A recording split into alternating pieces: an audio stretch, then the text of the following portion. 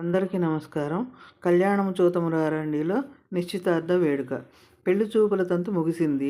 2 కుటుంబాలు అబ్బాయి, అమ్మాయి ఒకళ్ళకొకళ్ళు తగిన వారమని అనుకున్నారు. తర్వాత ఇచ్చిపుచ్చుకునే విషయాలు కూడా మాట్లాడుకొని ఇరు కుటుంబాల వారు సంతృప్తి పడ్డారు. ఇప్పటి వరకు 2 కుటుంబాల మధ్య మాటలే జరుగుతుంటాయి. మేమిరువురము మా పిల్లల వివాహానికి అంగీకరిస్తున్నాము అని బంధువుల అందరి ముందర ఒప్పందం చేసుకోవటమే ఈ నిశ్చితార్థం. వివాహ ఒప్పందానికి ఇది నాంది. వివాహ సన్నాహాలు ప్రారంభించడానికి ఈ ప్రతిపాదన ప్రారంభ సంకేతం. నిశ్చితార్థం అనేది వివాహానికి ముందు జరిగే ఒక ముఖ్యమైన దశ.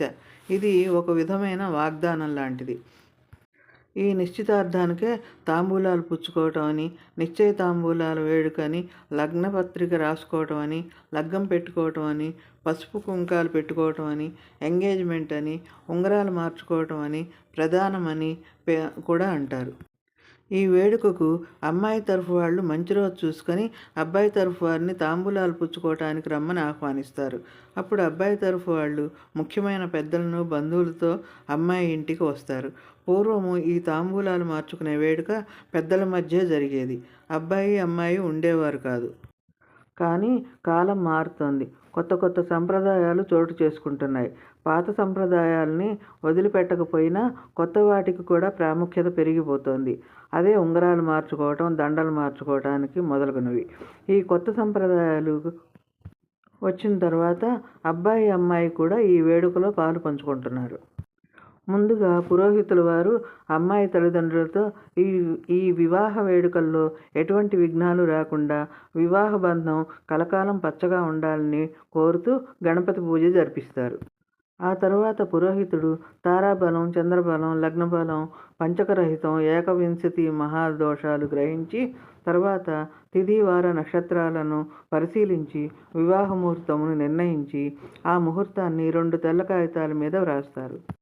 శుభలేఖలో ముందుగా శ్రీరస్తు, శుభమస్తు, అవిఘ్నమస్తు అని రాసి తర్వాత జానక్యాః కమలామలాంజలిపుటేయాః పద్మరాగాయితాః న్యస్తా రాఘవమస్తకే చ విలసత్కుందవ్రసూనాయితాః స్రస్తాః శ్యామలాకాయకాంతికలితాః యా ఇంద్రనీలాయితాః ముక్తాస్తాః సుభదా భవంతు భవతాం శ్రీరామ వైవాహికాః. శుభలేఖపై ముందుగా ఈ ప్రార్థనా శ్లోకాన్ని రాస్తారు. దీని అర్థం శ్రీ సీతారామ కళ్యాణోత్సవమునందు తరంబ్రాలు పోసుకున్న సమయమునందు సీతమ్మ దోసిట ముత్యాలు ఎర్రదనము ప్రతిబింబించి పద్మరాగమణులుగా ప్రకాశించినవట. అవి శ్రీరాముని తలపై పోయగా మల్లెపూల వలె ప్రకాశించి శ్రీరాముని నీల శరీరముపై ఉండి జారుతూ ఇంద్రనీలమణుల వలె ప్రకాశించినవట. వివాహమును చూసిన చేసిన వారికి అందరకు నిత్య శుభములు కలిగించునుగాక అని ఈ శ్లోకమునకు అర్థము. ఈ శుభలేఖ రాసేటప్పుడు పెద్దల పేరు మీద రాయించేవారు. ఉదాహరణ ఫలానా వాస్తవ్యులు అంటూ గ్రామం పేరు, ఫలానా వారి మనుమనుడు లేదా మనుమరాలు అని కానీ, లేదా తాతలు లేని టైంలో ఫలానా వారి అన్నదమ్ముల్లో పెద్దవారి పేరును అంటే మా తమ్ముడి కొడుకు లేదా కూతురు అంటూ మొదలుపెట్టి వధూవరుల పేర్లు, ముహూర్త సమయం, తేదీ, వారము, వివాహ వేదిక, అడ్రస్సు అన్నీ వివరించి ఆహ్వానించువారు అంటూ ఆ కుటుంబంలోని అన్నదమ్ములు, కూతుళ్ళు, అల్లుళ్ళు మొదలగు వారి పేర్లు రాసి చివరగా ముఖ్యమైన బంధువుల పేర్లు రాసి వారి శుభాశీస్సులతో అంటూ ముగిస్తారు. కొన్ని కుటుంబాల్లో వధూవరుల తల్లిదండ్రుల పేర్లే రాసుకుంటారు. ఆ విధంగా పెద్దలందరి పేర్లు చెప్పటం వల్ల ఆ కుటుంబంలోని పెద్దల పట్ల, ముఖ్యమైన బంధువుల పట్ల గౌరవాన్ని వ్యక్తం చేసేవారు. ఇప్పుడు కూడా ఇంచుమించు ఇదే ఆచరిస్తున్నారు. ఈ విధంగా పురోహితుల వారు శుభలేఖలు రాసి అందరికీ వినపడేలా పెద్దగా చదువుతారు. ఆ తర్వాత 2 పళ్ళాల్లో తాంబూలాలు, శుభలేఖలు ఉంచి అటు పెద్దలు, ఇటు పెద్దలు ఒకరికొకరు మార్చుకుంటారు. తాంబూలాలతో పాటు నూతన వస్త్రాలు పెట్టుకోవటం అనేది వాళ్ళు మాట్లాడుకున్న దాన్ని బట్టి ఉంటుంది.